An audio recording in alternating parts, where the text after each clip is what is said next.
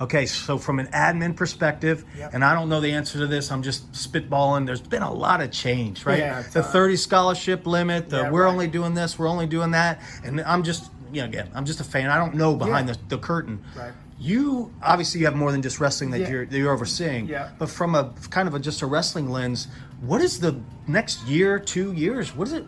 How do you see it unfolding? I don't think anyone really knows. Obviously talking to those, I don't think Hofstra and obviously I'm very good friends with a lot of head coaches across the country that I talk to, and from their administration, they don't know what direction they're going about how they're increasing, if they're going to increase scholarships, who or what or why.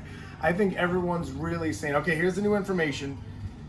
Let's digest it. Let's see how it breaks out, and then people are going to make decisions. So, I feel like I usually know what I'm talking about. I have no clue.